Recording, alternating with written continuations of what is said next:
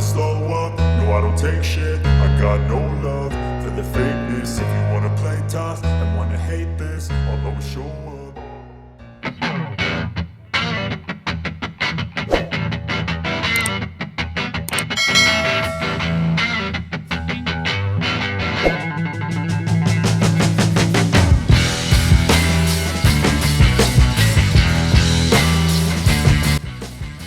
Halo guys, selamat datang di Carendra Channel. Di sini saya akan membagikan video mengenai Indonesia ketiban durian runtuh 510 triliun rupiah.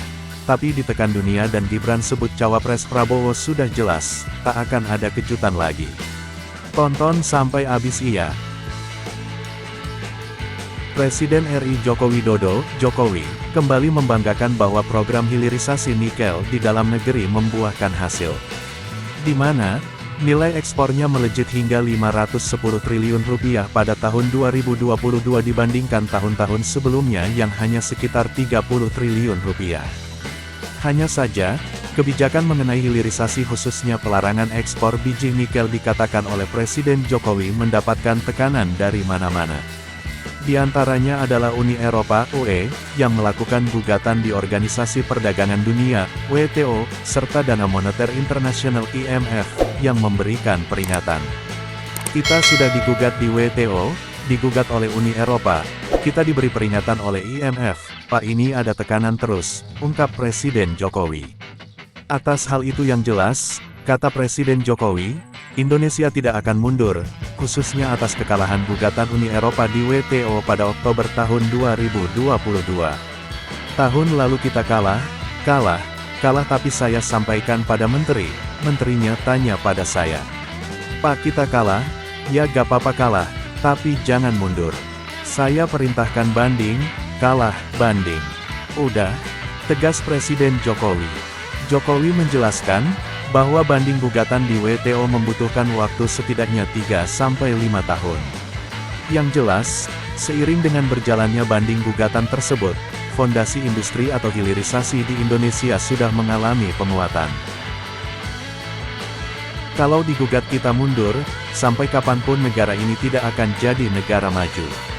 Apalagi nanti CPO, pertanian, rumput laut semua masuk hilirisasi. Rumput laut kita nomor 2 di dunia tapi kita ekspor mentahan. Diindustrikan, hilirisasikan, nilainya akan kita lihat berapa kali lipat. Masa sejak VOC 400 tahun yang lalu kita ekspor bahan mentah sampai sekarang kita mau terus ekspor bahan mentah? Saya tidak, tegas Presiden Jokowi. Presiden Jokowi juga membeberkan keuntungan dari hilirisasi nikel di Indonesia. Ia mencatat, sebelum larangan ekspor biji nikel berjalan, nilai ekspor yang diperoleh Indonesia hanya Rp30-an triliun. Namun, pasca larangan ekspor dan hilirisasi nilai ekspor melejit hingga menjadi Rp510-an triliun. Itu baru satu barang, kita ini punya barang-barang yang lain, komoditas yang lain. Nikel, timah, tembaga, bauksit, batu bara semuanya, satu-satu gak usah tergesa-gesa tapi terus konsisten dan gak usah kita ini takut gara-gara digugat di WTO misalnya. Jangan mundur, tutur Presiden Jokowi. Gibran sebut cawapres Prabowo sudah jelas, tak akan ada kejutan lagi. Wali Kota Solo Gibran Rakabuming Raka menduga tidak akan ada yang mengejutkan dari cawapres pendamping Prabowo Subianto. Dia menganggap orang yang bakal dipilih menjadi cawapres pendamping Prabowo Subianto di Pilpres 2024 sudah jelas. Kayaknya sudah enggak ada kejutan sih.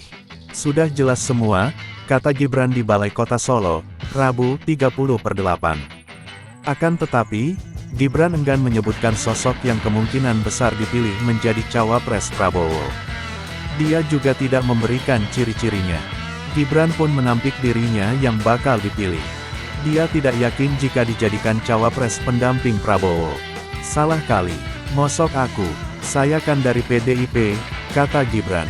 Sejauh ini, PDIP tidak termasuk partai politik yang mendukung Prabowo Subianto menjadi capres. PDIP mendukung sosok Ganjar Pranowo. Akan tetapi, Gibran tak menampik kemungkinan PDIP ikut serta dalam koalisi partai politik pendukung Prabowo. Terlebih, masa pendaftaran juga belum dibuka oleh KPU. Makanya lihat nanti dulu. Siapa tahu nanti bersama-sama atau apa, katanya.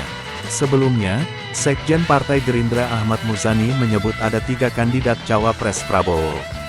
Selain Gibran, Ketua Umum PKB Muhaimin Iskandar, Menteri BUMN yang juga Ketua Umum PSSI Erick Thohir berpeluang disandingkan dengan Prabowo. Sementara itu, Ketua Umum Golkar Airlangga Hartarto mengaku sudah tahu cawapres yang akan mendampingi Prabowo. Ia menyebut Prabowo akan mengisi kuliah di Golkar Institute Kamis 31/8. Di momen itu, kata Airlangga, bakal ada kejutan. Ada kejutan nanti. Tunggu besok, katanya di UNS-IN, Selasa, 29/8. Airlangga juga tak menampik bahwa Gibran termasuk dalam radar penjaringan bakal cawapres yang akan diusulkan Partai Golkar. Kan kita sudah sampaikan, Gibran masuk radar cawapres, katanya. Terima kasih guys kepada kalian yang telah menonton video ini. Jangan lupa tekan tombol subscribe-nya dan nyalakan notifikasinya untuk mendapatkan video-video seru lainnya dari Carendra Channel.